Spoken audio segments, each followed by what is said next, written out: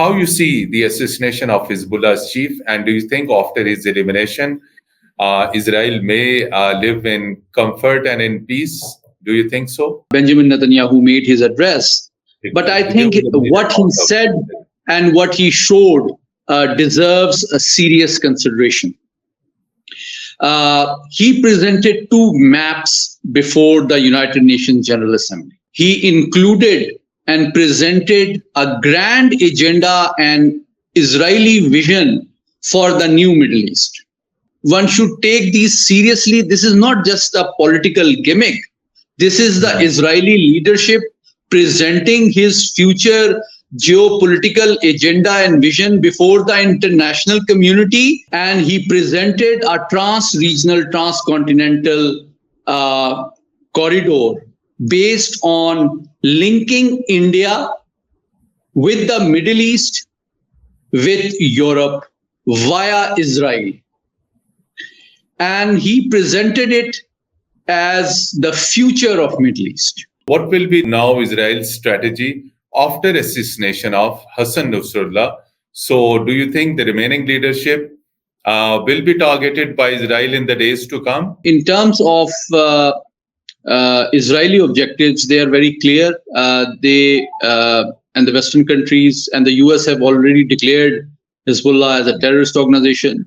So they are sanctioned and definitely want to weaken them politically and militarily.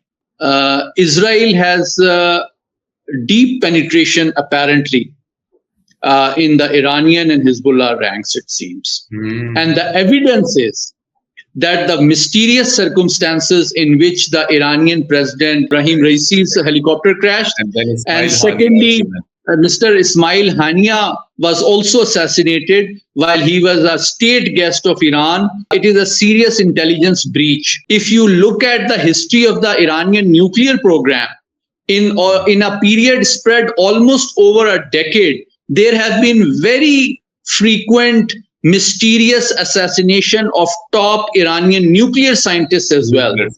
There were some very active intelligence and electronic warfare operations preceding these conventional attacks, which are very important. More than 1,000 Hezbollah-related people were injured, and almost a dozen lost their lives. Yes, when their pagers and their walkie-talkies exploded. One of the individuals based in Belgium who sold these pagers to Hezbollah was actually a person of Indian origin, which the Belgian authorities are now trying to track down. You could see the euphoria and celebration among the hardcore Hindu and BJP ranks who are celebrating the death of Hassan Nasrallah. And I think it is a very important message and wake-up call to those Iranians who have any expectations of cooperation and mutually beneficial relationship with India. What do you make of the Pakistan Foreign Office statement? Pakistan's political leadership, Pakistan's diplomatic leadership, and Pakistan's public sentiment are all on one page, all in sync. The security is the first victim whenever there is an imbalance of power. And that is exactly what we are witnessing in the Middle East today.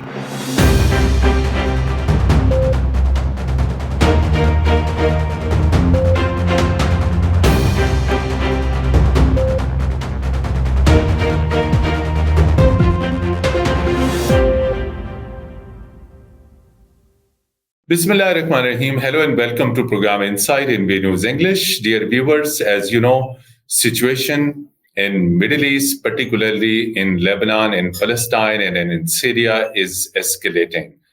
And Israel has carried out a series of deadly attacks on Lebanon almost a week before. When first airstrike was carried out, Pakistan issued a strong condemnation, and Pakistan expressed complete solidarity with the people and the government of Lebanon.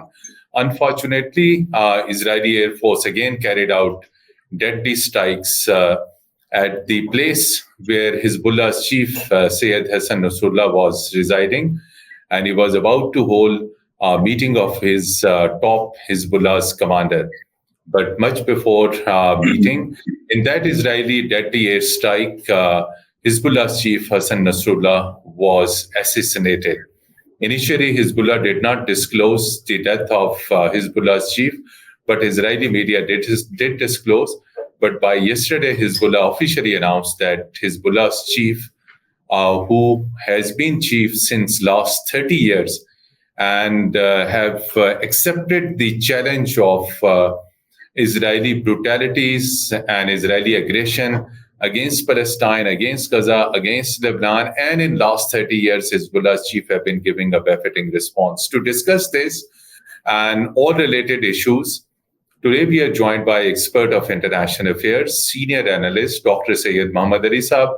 Dr. Syed Muhammad Ali Sahab, very warm welcome to Program Insight. First, please tell our viewers that what is the peace and security future of particularly Lebanon and the Middle East after the assassination of Syed Hassan Nasrallah, who has been a big challenge for Israel. As Israeli Defense Ministry spokesperson said, Syed Hassan Nasrallah remained and was the biggest threat to Israel.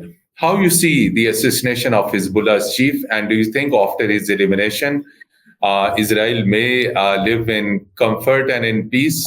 Do you think so?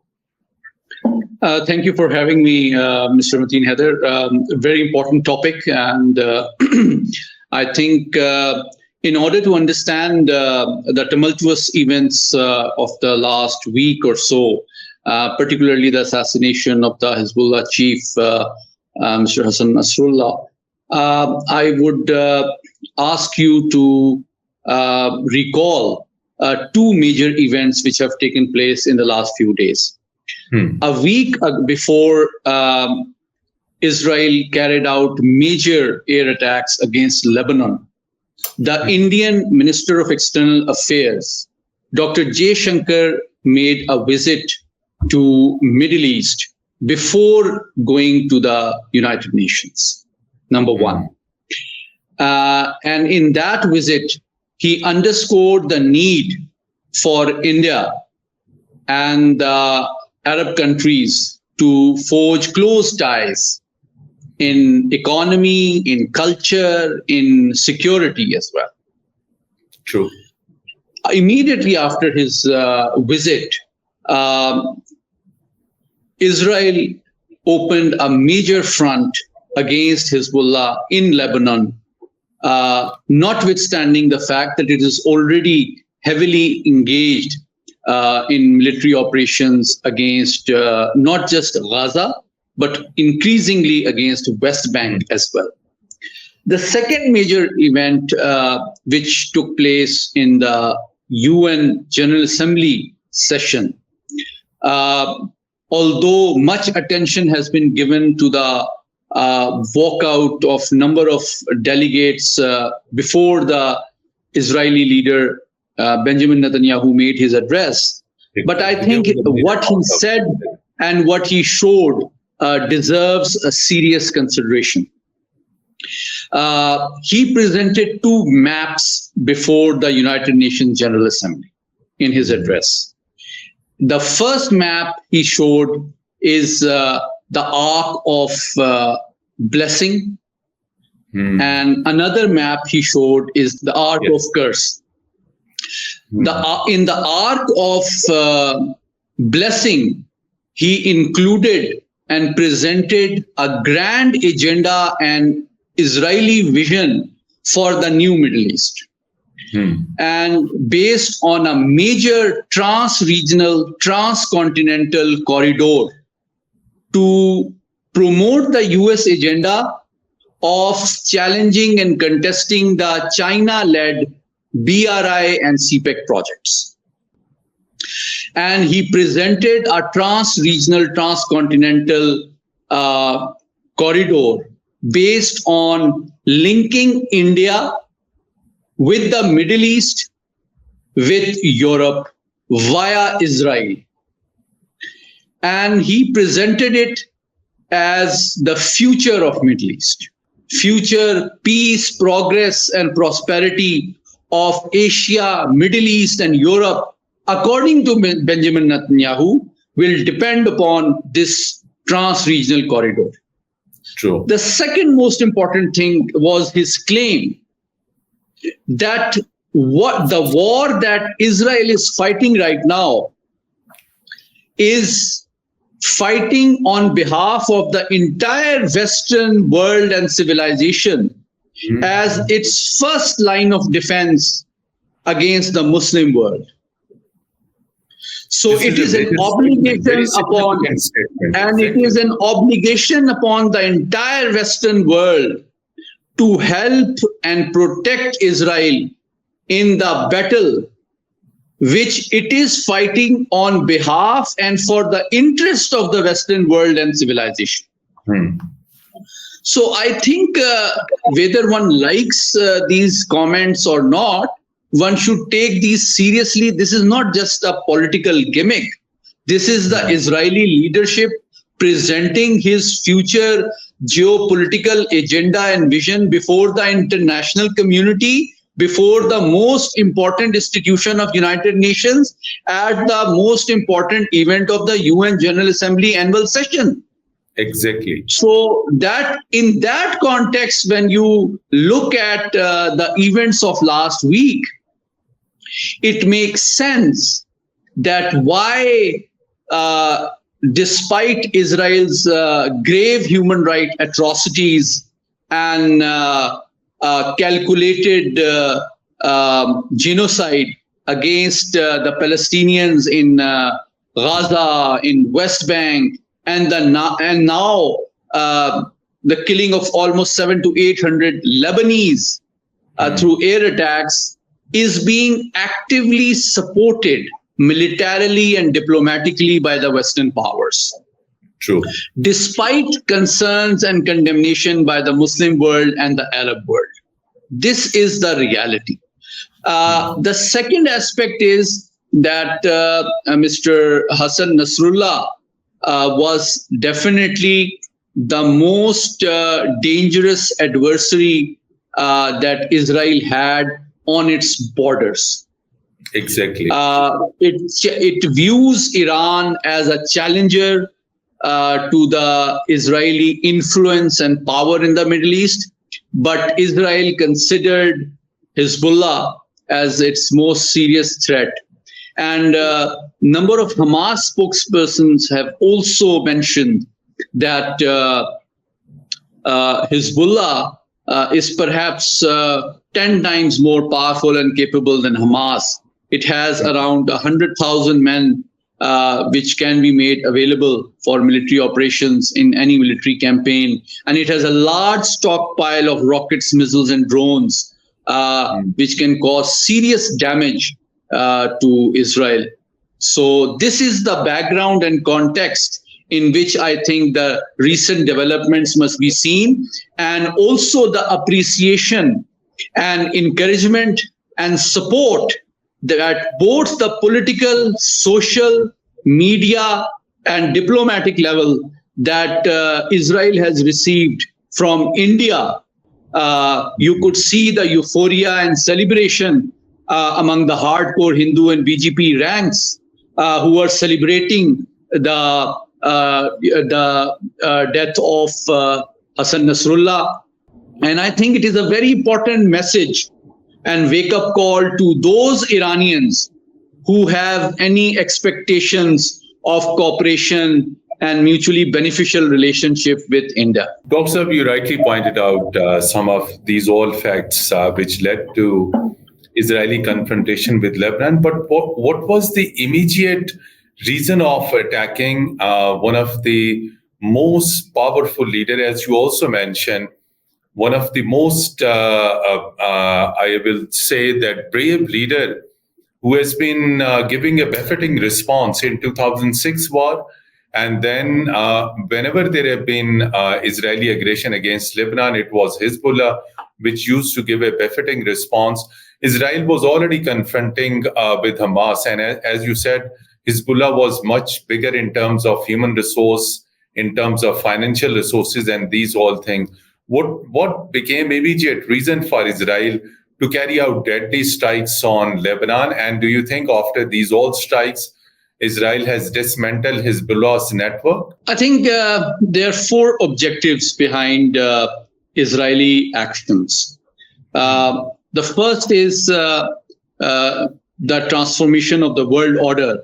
And as per the US national security strategy, the most important objective for the US national security is to disrupt the Chinese global supply chain. And in that context, challenging and contesting the emergence of the BRI global project is definitely one of the most important objectives, strategic objectives of the US. So in that context, Abraham Accord is very important, because Abraham Accord represents the Middle Eastern axis of the American global agenda to reduce Chinese growing influence and connectivity and global supply chain project. And in that context, US encourages and hopes that India, Middle Eastern countries, Israel, and US will form a very close future alliance as part of I2U2. I for India, I for Israel, U for United Arab Emirates, and U for United States. So US hopes that these four countries will form a very close security, intelligence, geo-economic alliance. And Abraham Accord will provide its political, cultural, and economic base to reinforce that geopolitical agenda. So I think the Palestinian issue is seen as an irritant in bringing the Arab countries close to to Israel and normalization of their relations as part of the Abraham Accord. So that is why you are witnessing active military and diplomatic support being provided. In fact, the day Israel carried out major bombing operations inside Lebanon, US announced $8.7 billion worth of military assistance for Israel. So it can't be a coincidence. If it wants Israel to stop military operations, you don't expect a country to offer $8.7 billion worth of military assistance. So the second part of that agenda is definitely Israel has actively followed its long-term consistent policy of expansionism, and its current territory also, as you very well know, since 1967 and 1982, also includes occupied territories of not just Palestine, but also Syria and Lebanon. In terms of the Israeli domestic politics, very famous retired Israeli general has proposed an active military plan in order to militarize the occupied North Gaza, followed by complete embargo of Gaza. In the second stage, he recommends complete embargo of food, water, and every good that is needed for sustaining life for a week to Gaza, so that those inhabitants of northern Gaza are either forced to surrender or to either leave or die, or basically give up the Hamas individuals and activists hiding there. And according to most recent reports, this proposal is being actively considered at the highest level, including Mr. Benjamin Netanyahu, as a viable option. That indicates that once we have completely occupied and secured the Gaza territory, like has been the norm and tradition, they will establish new Jewish settlements there and continue their policy of occupation, which has been going on for the last 76 years. That is the second stage. The third stage, the third objective is basically to ensure that Hamas as a political and military entity loses its power and significance. And in fact, the US government and the Israeli leadership are unanimous in saying that the future of Palestine does not have any place for an organization like Hamas. So whatever arrangement is made out in terms of the future of Palestine, both US and Israel share a common political objective that an organization like Hamas should not be there in either military or political form. That is the third objective. The fourth objective is that both US and Israel consider Hezbollah as the most significant proxy of Iran in the entire Middle East. And they consider Hezbollah as the major instrument of indirect asymmetrical warfare by Iran.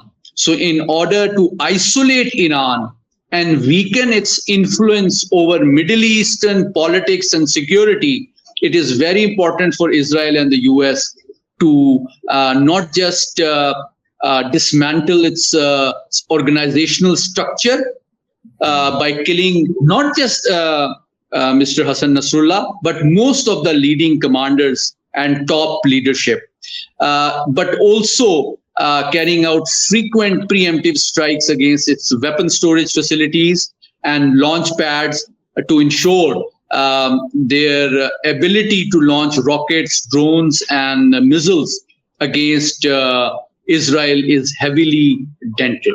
These are the objectives that Israel has.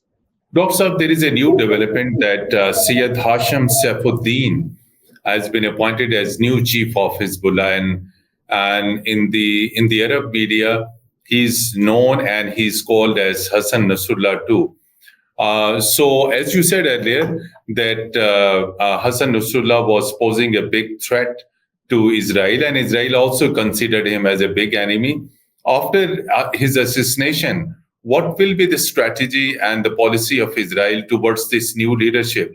Number of, as you also said, number of their top commanders have been assassinated in last 2 weeks.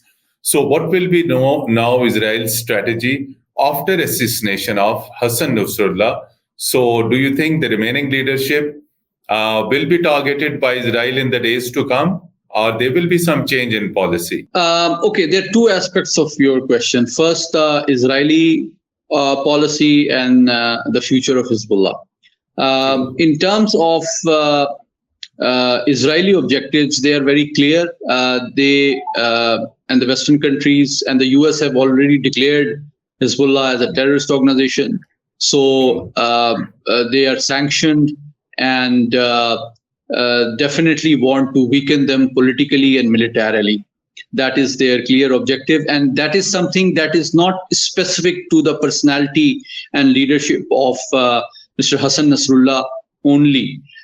You would recall Mr. Hassan Nasrallah himself emerged as the leader, as the general secretary of Hezbollah once his predecessor was assassinated by Israel. So it is not the first time that the leadership of Hezbollah has been assassinated.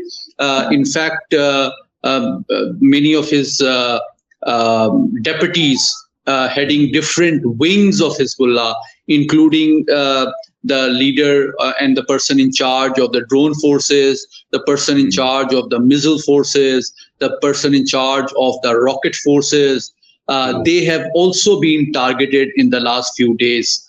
So this type of targeting strategy indicates that Israel's objectives are not specific to only changing the leadership, but eliminating the command structure of Hezbollah significantly. I think it is a reality, Mateen Saab, that despite 42 years long battle-hardened structure and leadership of Hezbollah, the last 2 weeks have been extremely shocking for Hezbollah, as well as to Tehran as well. Because according to some reports, the Iranian leadership, Mr. Ayatollah Khamenei, also went into a secure location after the assassination of Mr. Hassan Nasrallah. And this definitely is a big dent to Iran's foreign policy. Is he quickly interrupting? Is he also a target from Israel? I think it's a very important question. I think Israel's targeting strategy has 4 parts. It is not just made based on conventional operations, which you are witnessing in the form of use of air power and air force bombardment against and surgical strikes against the command bunkers, the storage sites, weapon storage facilities, and key hideouts of Hezbollah. But you would recall in the last 2 weeks, there were some very active intelligence and electronic warfare operations preceding these conventional attacks, which are very important. You would recall about a week ago, I think around more than 1,000 Hezbollah-related people were injured, and almost a dozen lost their lives. Yes, when their pagers and their walkie-talkies exploded. And according to recent reports, that was a very successful long-term intelligence operation by Mossad, which successfully sold these pagers to Hezbollah through some indirect means by establishing some cover organizations. And a very interesting angle to this which has emerged is that one of the individuals based in Belgium who sold these pagers to Hezbollah was actually a person of Indian origin, which the Belgian authorities are now trying to track down. So I think there is an Indian nexus emerging as part of the Israeli joint intelligence operation in trying to assassinate and eliminate most of the Hezbollah commanders and its command structure. So that is the first aspect. The second aspect is another very significant effort has been that Israel has deep penetration, apparently, in the Iranian and Hezbollah ranks, it seems. And the evidence is that the mysterious circumstances in which the Iranian president Ibrahim Raisi's helicopter crashed, and secondly, Mr. Ismail Hania was also assassinated while he was a state guest of Iran in the close security of the Pastaran Inqilab IRGC guest house. Very, very. And now Mr.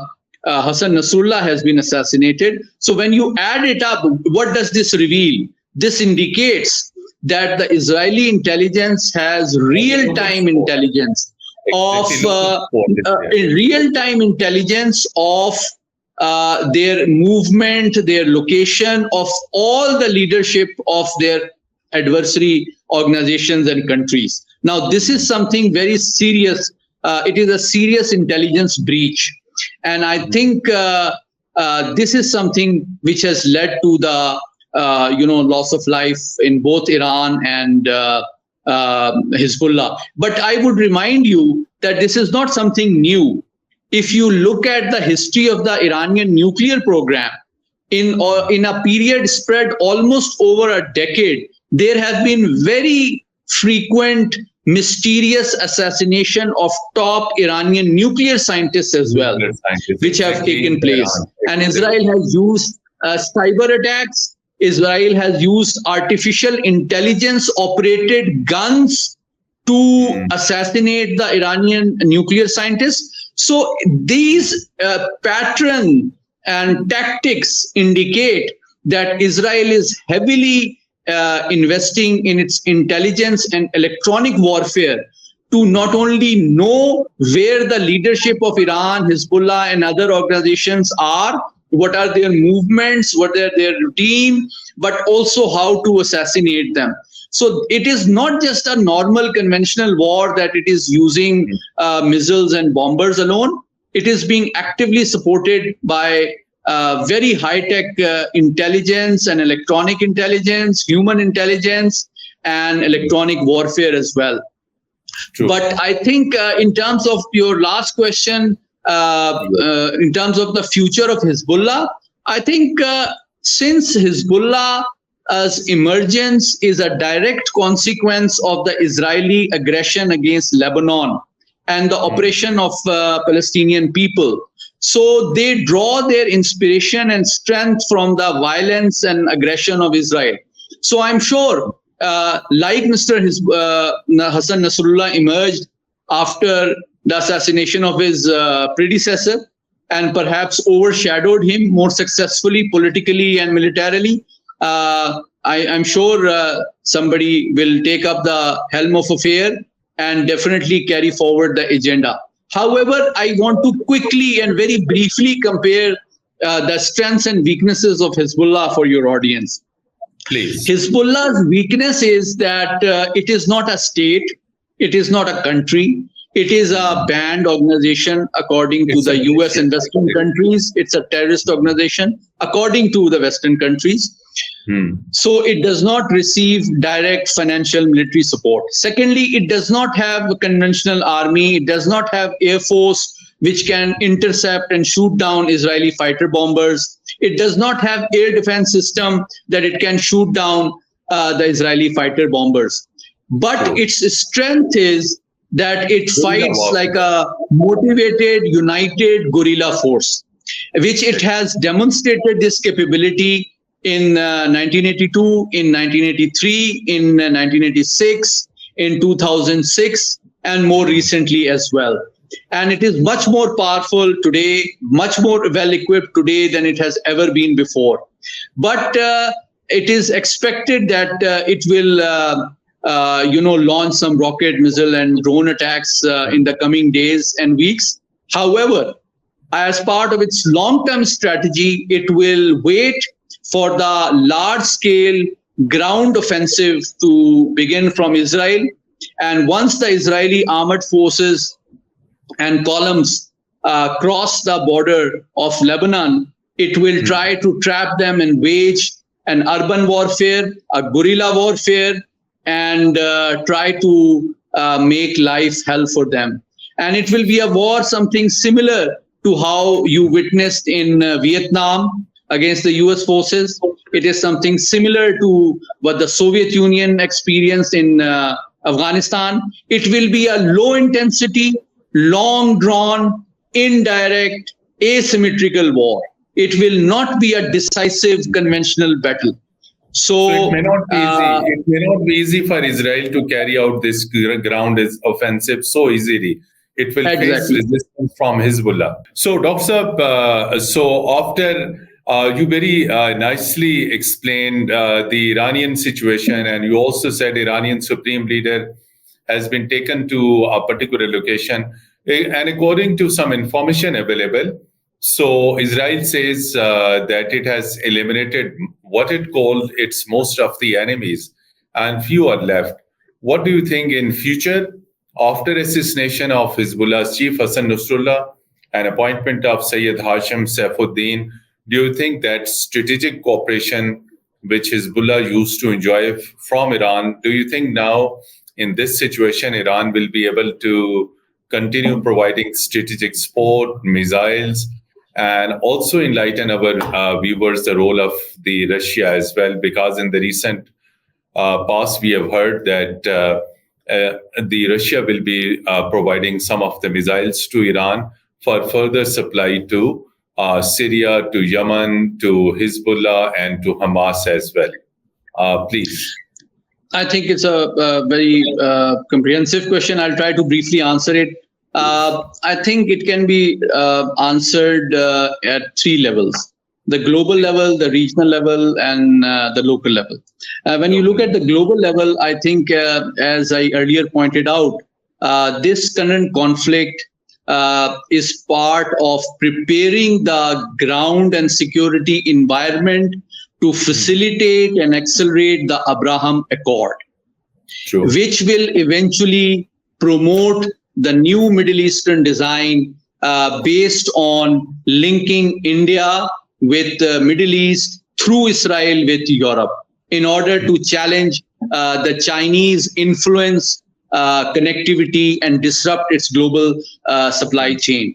So it is very important to see how China and Russia view this very significant Middle Eastern developments. Do they allow the US major ally, Israel, to completely dominate the Middle East, or will they support somebody as a counterweight to ensure there is a balance of power in the Middle Eastern region? That is the most important question, which I'm sure must be considered in Moscow and Beijing right now. True. The second aspect is the regional context, and in which I think the weakening, the damage that Hamas has suffered, and the elimination of the leadership of Hezbollah has definitely caused huge harm to Iran's foreign policy interests. So it is very important that if Iran expects to continue to enjoy the trust and goodwill and influence over its proxy organizations, it needs to support them more actively and substantively. However, the policy of Iran, it seems to be, is that based on direct diplomatic and psychological support and ideological support to its proxies. But in terms of military assistance, it provides them covertly assistance, but it does not have a policy of direct military cooperation and joint military operations with any of these organizations. You have witnessed early morning today, the US forces carried out some air attacks against some organizations linked with Iran inside Syria. And immediately after that, there were some drone attacks carried out at US bases inside Syria as well. So already the specter of this conflict is expanding, not just geographically, but also politically and diplomatically, which is a very significant development. The third thing is Iraq is demanding from the US that US operations against ISIS have concluded, so it should remove its forces from Iraq. While the US is not keen on removing its forces from Iraq right now, because it expects that its forces might be required in case this conflict expands and escalates. The third thing is, I'm sure Hezbollah has a very large stockpile of missiles, rockets, and drones, which I think they will be using in the coming days and weeks. But it will be important to see whether Russia or China or Iran meets the expectations of the Hezbollah and other organizations or not. That is going to determine how long they can fight Israel, how much damage they can cause, and the most important last point is whether this region, after this conflict, notwithstanding the huge human tragedy and suffering which we have witnessed in the last 1 year, will see as a region which is completely and solely dominated by Israel, or will the regional countries and the global powers try to create or promote a balance of power in this region? Because without the history of international politics in the last 5,000 years, Mateen Saab, tells us that the security is the first victim whenever there is an imbalance of power. And that is exactly what we are witnessing in the Middle East today. So it is very important that Middle East also achieves a balance of power so that peace can be achieved and disputes can be resolved and international institutions and international law can be upheld and meet the expectations of the suffering humanity. Dr. Saab, you have spoken comprehensively. Lastly, I would like to seek your analysis that Pakistan on Friday remained silent when there have been statements from different leaders in Pakistan. Different religious parties strongly condemned the assassination of Hassan Nasrallah. Today, Pakistan has issued a very strong worded statement expressing strong solidarity with the people and the government of Lebanon, also expressing solidarity with the victims' families, and also clearly mentioned that this is very tragic incident, the assassination of Syed Hassan Nasrallah. What do you make of the Pakistan Foreign Office statement, although it came 24 hours late? I think Pakistan's stance on the Palestinian issue in particular has been very principled, long-standing and consistent. And it can be understood at three levels. The first and most important and the highest level is that of the Prime Minister when he spoke unambiguously at the United Nations General Assembly. Exactly. When he mentioned that Pakistan's stance on the Palestinian issue is exactly what the founder of Pakistan, Qaid-e-Azam Muhammad Ali Jinnah, gave. And it is based on four principles. Number one, that the Palestinian state needs to be established as an independent, sovereign, contiguous, and united state as per the UN resolutions. True. And international law. Secondly, there has to be a two-state solution. Thirdly, there has to be an immediate ceasefire. Fourthly, the borders of the Palestinian state must be on the basis of pre-1967 war borders. And its permanent capital must be the eternal capital of Al-Quds al-Sharif. This is Pakistan's principal position since 1948, number one. And it was expressed at the highest level by our Prime Minister before the UN General Assembly, number one. The second response, as you rightly pointed out, came in the form of a statement from Pakistan's Foreign Office spokesperson, which strongly condemned the violation of Lebanese sovereignty, territorial integrity, and independence, and the aggression and the adventurous behavior is something which is very harmful to peace and security of the region. And the assassination of Hassan Nasrallah has further escalated this situation, and therefore there is an immediate need for ceasefire. And the UN and international community has an obligation towards the entire humanity, but also towards international law, United Nations, and most importantly, the Lebanese and Palestinian people to fulfill their responsibility of peace and security and use their influence in good offices to bring about an immediate ceasefire. That is the formal position. But at the public and popular level, I think different rallies were brought out in different parts of the country. And I noticed there was a rally brought out even in the illegally occupied Indian-held Kashmir as well, in solidarity as well. So I think these developments are significant, and this proves that Pakistan's political leadership, Pakistan's diplomatic leadership, and Pakistan's public sentiment are all on one page, all in sync, and reflect the true principles, sentiments, and human obligation and commitment towards the principles of UN Charter the principles of international law and the obligation towards maintaining peace and security, which Pakistan has always spearheaded in terms of all international issues and conflicts around the world. Thank you so much indeed, Dr. Syed Muhammad Ali Saab, for speaking to Program Insight on the latest developments in Middle East in the aftermath of the assassination of Hassan Nasrallah, the Hezbollah's chief, by an Israeli airstrike, and the future of peace in Middle East.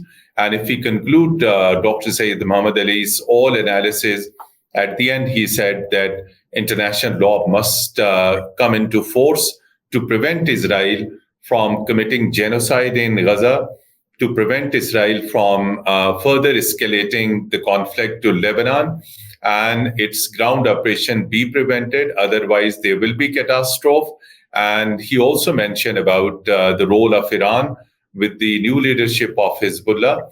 And at the end, he precisely highlighted Pakistan's principled position on Palestine, on Gaza, and on Middle East, particularly in the context of the recent speech made by Prime Minister of Pakistan, Shahbaz Sharif, at United Nations General Assembly session. Once again, Dr. Syed Muhammad Ali Saab, thank you so much.